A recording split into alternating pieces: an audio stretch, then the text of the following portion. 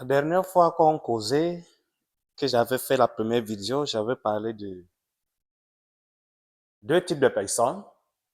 La personne sans Jésus. Et la deuxième personne, c'est la personne qui a reçu Jésus-Christ et qui a fait de Jésus-Christ son sauveur et Seigneur personnel. Et je m'étais arrêté à ce niveau. J'avais voulu aussi partager avec vous encore une autre image, un autre type de personne. C'est une troisième image et que je voudrais nous présenter à travers cette brochure. Connaissez-vous la vie remplie du Saint-Esprit? Cette brochure, pour moi, est très capitale pour tout chrétien. Parce qu'à l'intérieur, nous allons trouver trois types de personnes et que nous allons découvrir ensemble. Pour toi qui as déjà fait la connaissance de cette brochure, merci. Et je ne sais pas comment tu mets cela en pratique, mais pour toi qui n'as pas encore fait la connaissance de cette brochure, je voudrais faire juste la lecture de cette brochure et tu verras ces trois images à côté de moi. Juste à ma gauche, tu vas voir ces images se présenter qui seront là. Et ça te permettra de découvrir qui est cette troisième personne. Connaissez-vous la vie remplie du Saint-Esprit? Par la puissance du Saint-Esprit, le chrétien peut chaque jour connaître une vie victorieuse. Oui, une vie victorieuse. Quand vous avez reçu Jésus-Christ, le Saint-Esprit est venu vivre en vous. Le Saint-Esprit permet à chaque chrétien de vivre une vie pleine et joyeuse. Pleine et joyeuse. La Bible nous parle du Saint-Esprit en ces termes. 1. Le Saint-Esprit est Dieu. Nous trouvons cela dans Actes 5, versets 3 à 5. 2. Le Saint-Esprit vit dans chaque personne qui a reçu Jésus-Christ comme sauveur. 1 Corinthiens 3, verset 16. Romains 8, verset 9. 3. Le Saint-Esprit nous donne la puissance de vivre la vie chrétienne. Galates 5, verset 22. Romains 8. 4. Le Saint-Esprit nous donne la puissance de témoigner pour Christ. Actes chapitre 1, le verset 8. 5. Le Saint-Esprit est plus puissant que tout autre esprit. 1 Jean chapitre 4, le verset 1 à 4. La Bible nous parle de trois genres d'hommes. 1. La personne sans Jésus. Le Saint-Esprit ne vit pas dans le cœur de celui qui n'a pas encore accepté Christ comme sauveur. Éphésiens 1, verset 13. La Bible nous dit, mais l'homme naturel ne reçoit pas les choses de l'Esprit de Dieu, car elles sont une folie pour lui et il ne peut les connaître. Parce que c'est spirituellement qu'on en juge. 1 Corinthiens 2, verset 14. Je vais vous présenter ces trois dessins. Et ces dessins montrent à quoi ressemble la personne sans Christ. La chaise que vous voyez là représente le trône de la vie d'une personne. La croix représente Jésus-Christ. Le point qui sont à l'intérieur représentent les aspects de nos vies. Et le cercle, lui, ou dans d'autres images, c'est représenté par le cœur, représente la vie de cette personne. Remarquons que, 1. Jésus-Christ est en dehors de sa vie. Vous voyez, la croix est hors du cercle, hors du cœur. 2. La personne est sur le trône. Elle dirige sa propre vie. 3. Cette personne a besoin de recevoir Jésus-Christ comme sauveur, comme son sauveur. Ça, c'est la personne sans Christ. De 2, nous avons une deuxième personne, c'est le chrétien rempli du Saint-Esprit. Le chrétien rempli du Saint-Esprit. Au moment où nous recevons Jésus-Christ comme notre sauveur, le Saint-Esprit vient vivre en nous, selon Romains 8, verset 9. Être rempli du Saint-Esprit signifie que nous acceptons que Jésus-Christ nous dirige et nous guide. Nous croyons à sa force et non à la nôtre. La Bible décrit la vie remplie du Saint-Esprit de la manière suivante. Mais le fruit de l'esprit est amour, joie, paix, patience, bonté, mais bienveillance, fidélité, douceur, maîtrise de soi. La loi n'est point contre de telles choses, selon Galates 5, versets 22 à 23. Mais vous recevrez une puissance, celle du Saint-Esprit, survenant sur vous, et vous serez mes témoins à Jérusalem, dans toute la Judée, dans la Samarie et jusqu'aux extrémités de la terre, selon Actes chapitre 1, le verset 8. Remarquons que on a toujours ce cœur-là, ce cercle qui est là toujours. Vous voyez que cette fois-ci, les points sont alignés au bord. Les points sont alignés. Oui. Ce que nous remarquons, c'est que Jésus-Christ vit dans le cœur de cette personne. La croix n'est plus hors du cercle, hors du cœur. La croix est à l'intérieur. De deux, Jésus-Christ est sur le trône de sa vie. C'est lui qui dirige. Cette personne lui a donné le trône de sa vie, hein, la place d'autorité.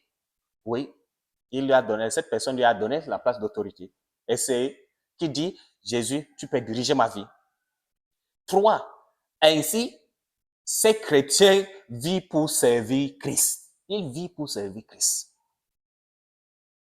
Quand nous donnons à Jésus-Christ la direction de notre vie, nous éprouvons le désir de plaire à Dieu, de lire la Bible et de prier. Nous désirons parler aux autres de Christ et fréquenter d'autres chrétiens. Notre vie manifestera de plus en plus le fruit du Saint-Esprit. Ces choses se réaliseront progressivement dans la vie du chrétien.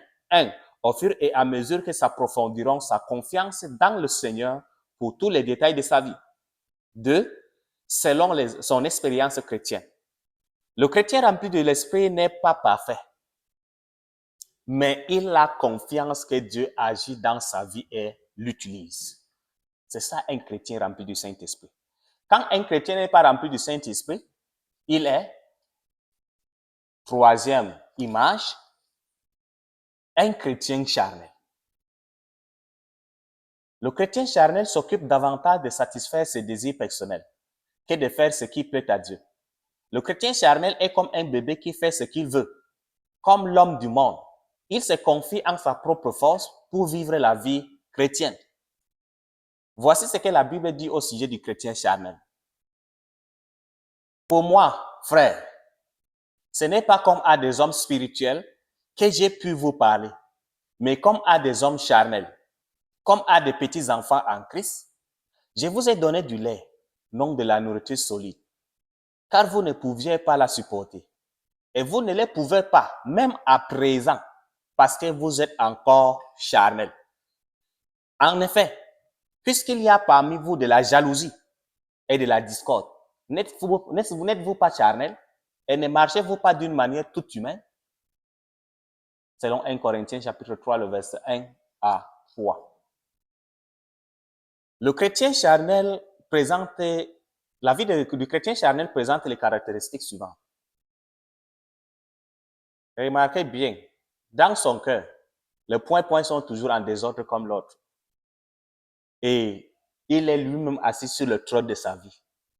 Et il dit à Jésus, toi tu restes à mes pieds, hein? Tu es dans ma vie, c'est suffisant. Je n'ai plus besoin que tu puisses encore prendre le contrôle de ma vie. Tu restes juste à côté de moi là. C'est bon pour moi. Et regardez ce qui se passe dans sa vie. Souvent, il ne met pas toute sa confiance en Dieu. Ça, c'est le chrétien charnel. Il ne met pas toute sa confiance en Dieu. Il doute. Il désobéit à la parole de Dieu. Il n'aide pas les autres à venir à Christ. Il ne prie pas assez. Il n'a pas beaucoup d'intérêt pour la lecture de la Bible. On lit la Bible de temps en temps, pas occasionnellement. S'il y a possibilité, on peut lire. S'il n'y a pas de possibilité, on ne lit pas la Bible. Lui-même a des pensées impures, les pensées impures. Il peut se sentir coupable, être jaloux, s'inquiéter, être découragé, juger les autres avec rigueur, se fâcher.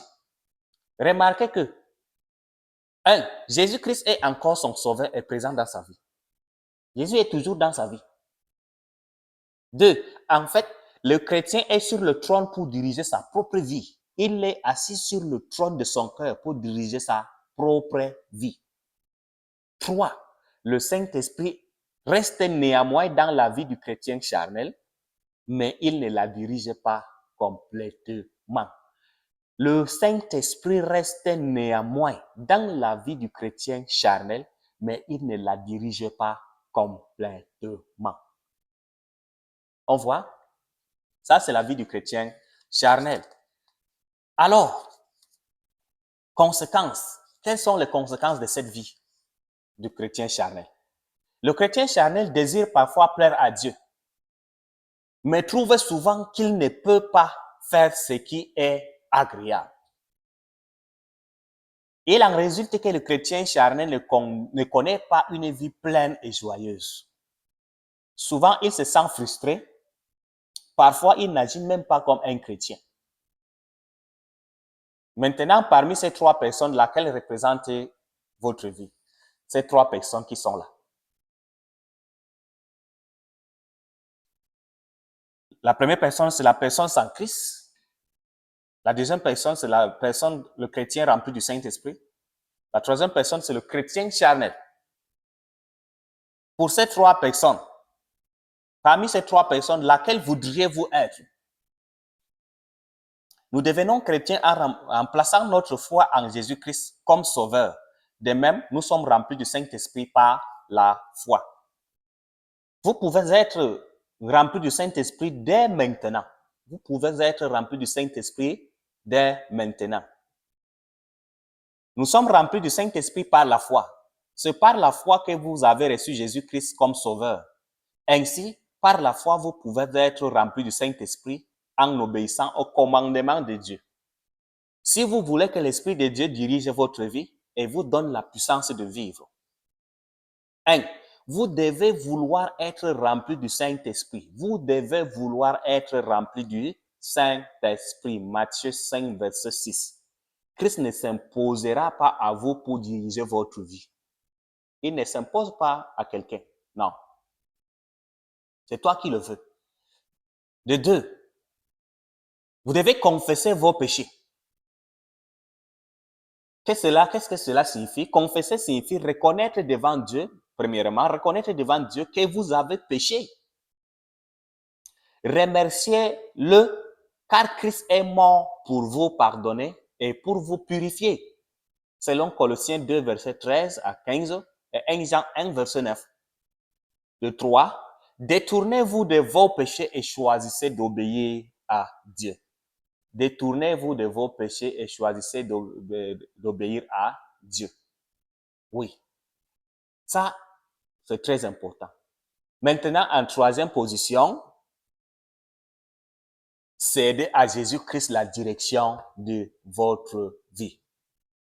Cédez à Jésus-Christ la direction de votre vie. Je rappelle ces 3 éléments. Vous devez vouloir être rempli du Saint-Esprit, confesser vos péchés, cédez à Jésus-Christ la direction de votre vie, selon Romains 6, verset 13. Pour vivre la vie remplie du Saint-Esprit, vous devez accepter que Jésus-Christ prenne la direction de tout ce que vous faites.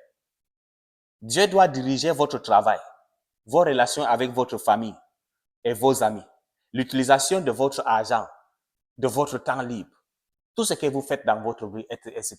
Tout ce que vous faites. Oui.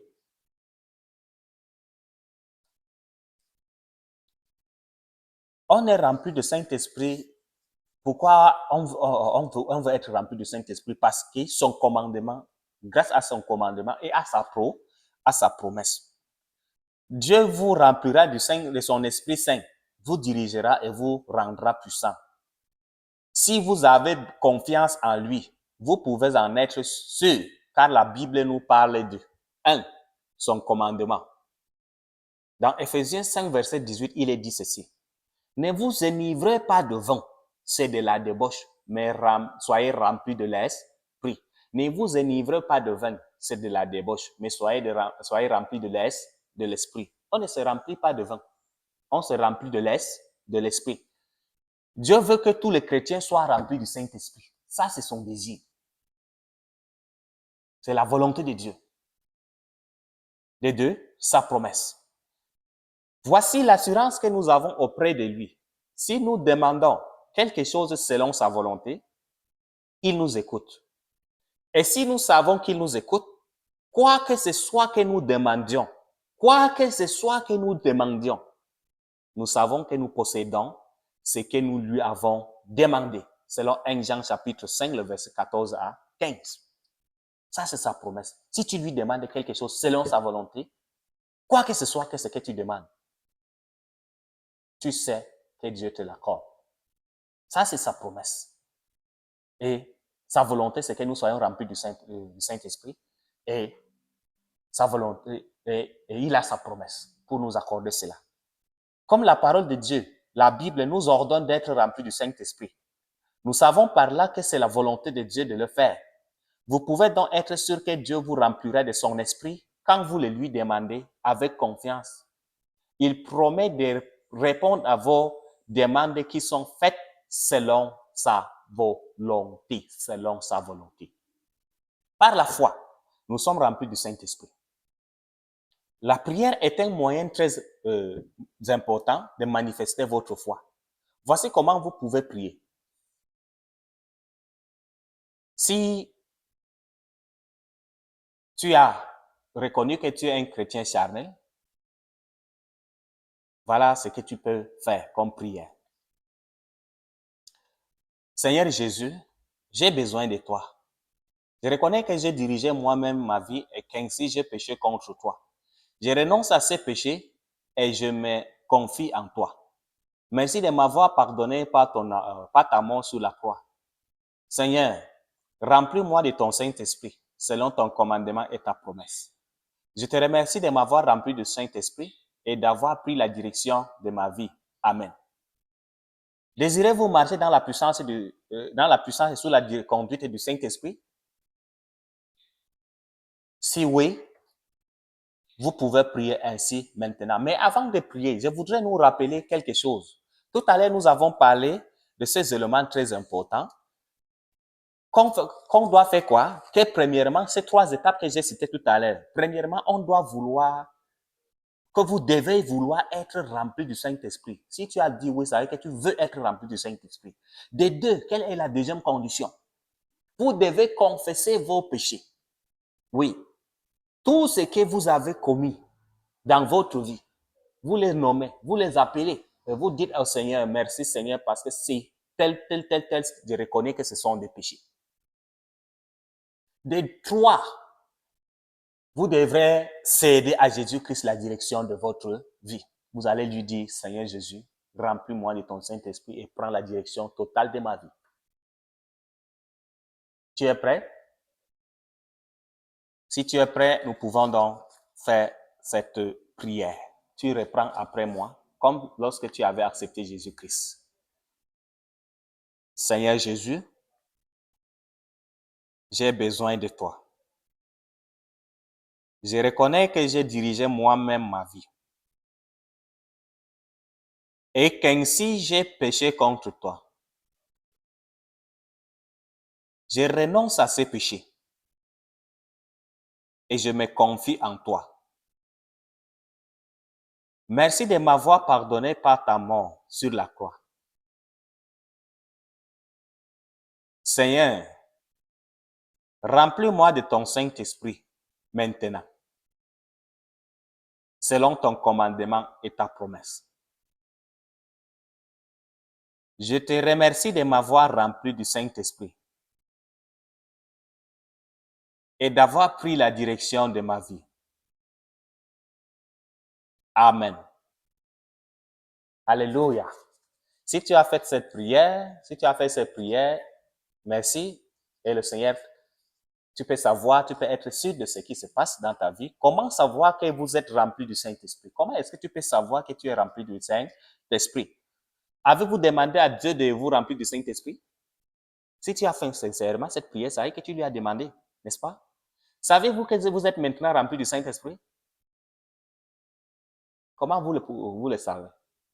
Vous pouvez le savoir grâce à son commandement dans Ephésiens 5, verset 18 et grâce à sa promesse dans 1 Jean chapitre 5, le verset 14 à 15. Dieu est fidèle à sa promesse. Quand il dit quelque chose, il l'accomplit. Oui. Il y aura des jours où vous vous sentirez proche de Dieu. D'autres jours, vous vous sentirez loin de lui. Les sentiments et les émotions varient selon les circonstances. Peu importe. Remerciez Dieu simplement et placez votre confiance en sa parole et non dans vos sentiments. En sa parole et non dans vos sentiments. Tu comprends la raison pour laquelle on dit la vie chrétienne ne dépend pas de ses sentiments, ni de ses impressions, ni de ses émotions? Non. On place sa confiance en la fidélité et en la parole de Dieu. Vous pouvez expérimenter l'amour et le pardon de Dieu chaque jour. Chaque jour. Recevoir Jésus-Christ, c'est une fois dans la vie qu'on reçoit Jésus-Christ dans sa vie. Mais être rempli du Saint-Esprit, c'est continuellement. Nous allons voir ça ici. Vous pouvez expérimenter l'amour et le pardon de Dieu chaque jour. Le Saint-Esprit continuera à vous montrer ce qu'il faut changer dans votre vie. Lorsque vous marcherez avec le Seigneur et chercherez à lui plaire, quand il vous arrivera de déplaire à Dieu, que ce soit en parole, en pensée ou en acte, remerciez-le pour son pardon obtenu par crucifixion de Jésus-Christ. Ayez confiance en son amour et à son pardon et continuez tout simplement à marcher avec lui. Être continuellement rempli du Saint-Esprit. Je vous ai dit tout à l'heure qu'on n'est pas rempli du Saint-Esprit une fois pour toutes. Non. Pour être rempli du Saint-Esprit, c'est comme la respiration. Nous allons découvrir ça ici ensemble. Le Saint-Esprit n'abandonne jamais un chrétien. Cependant, il est nécessaire de lui laisser la direction de votre vie chaque jour. Chaque jour. Il est possible de reprendre à nouveau le trône de votre vie en péchant. C'est possible que vous vous repreniez encore le trône de votre vie en péchant, en faisant quelque chose de mauvais, en désobéissant à Dieu, dans la pensée, par les paroles ou les actions. Si vous le faites, il vous faut alors respirer spirituellement. C'est quoi la respiration spirituelle? Comment respirer spirituellement? Naturellement, lorsque nous respirons, l'organisme rejette l'air vicieux, le CO2, le gaz qu'on appelle gaz organique, gaz carbonique, en fait ça. Le CO2, l'organisme rejette l'air vicieux lors de l'expiration. Mais là, lors de l'inspiration, l'air pur vient remplacer l'air vicieux. De la même manière, la respiration spirituelle vous permet d'être lavé de votre péché et d'être rempli de nouveau du Saint-Esprit de Dieu.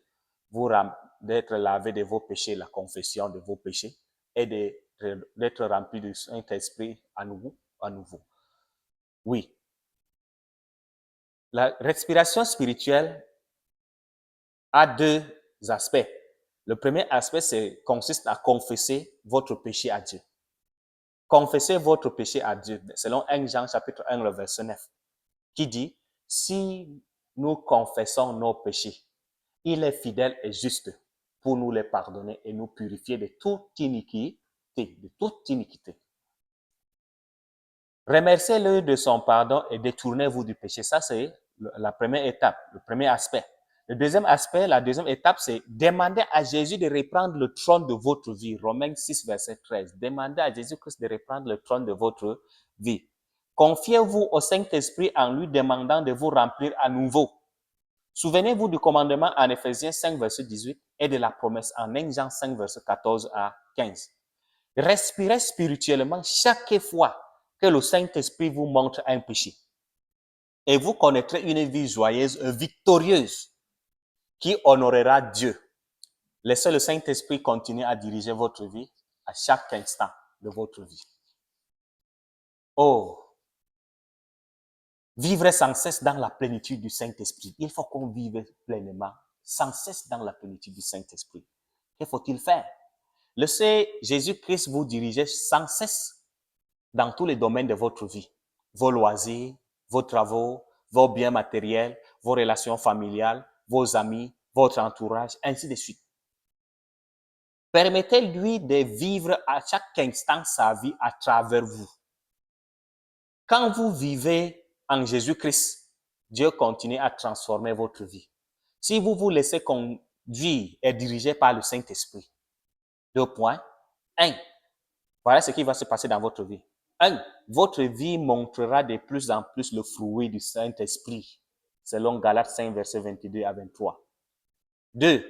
Vos prières seront efficaces, selon Jacques chapitre 5, le verset 16. 3. Vous allez enrichir votre compréhension de la Bible, selon 2 Timothée chapitre 3, le verset 16 à 17. 4. Vous aurez la puissance de Dieu pour témoigner, selon Actes chapitre 1, le verset 8. 5. Vous aurez la puissance de Dieu pour vaincre la tentation et le péché, selon 1 Corinthiens chapitre 10, le verset 13. Ayez confiance en Dieu et à ses promesses qui sont dans la Bible. Un chrétien ne peut vivre la vie remplie du Saint-Esprit que par la foi, par la foi. L'importance de la communion chrétienne. Quand des morceaux de bois sont ensemble dans un feu, ils brûlent ardemment. Mais une fois qu'ils sont séparés, le feu commence à s'éteindre. Il en est de même de vos relations avec d'autres chrétiens. Il est important pour vous de fréquenter d'autres personnes qui ont reçu Jésus-Christ comme leur Seigneur et Sauveur. Vous devez assister régulièrement à une église où les gens croient que la Bible est la vérité et où Jésus-Christ est adoré. Commencez cette semaine. La Bible nous dit dans Hébreux 10, verset 25, si vous vous rappelez de ce que j'ai dit dans la vidéo précédente, n'abandonnons pas notre assemblée, comme c'est la coutume de quelques-uns, mais exhortons-nous mutuellement, et cela d'autant plus que vous voyez le jour s'approcher. Hébreux 10, verset 25. Oui. Si cette vidéo de lecture de cette brochure vous a aidé, présentez-la à quelqu'un d'autre. Et si vous avez besoin d'avoir plus de renseignements concernant la vie de Campus pour Christ, parce que c'est le mouvement de Campus pour Christ, vous pouvez juste m'écrire en inbox. Je vais mettre mon contact en bas et vous pouvez juste écrire là-dessus. Et là, je vous donnerai encore plus d'informations en ce qui concerne votre position. Merci pour le temps que tu as passé avec moi pour suivre cette vidéo et que le Seigneur te bénisse. Si tu n'étais pas intéressé, tu n'allais pas aller jusqu'au bout. Mais si tu es arrivé jusqu'au bout, c'est parce que tu voudrais découvrir quelque chose de très exceptionnel dans ta vie. Que le Seigneur te bénisse. Amen.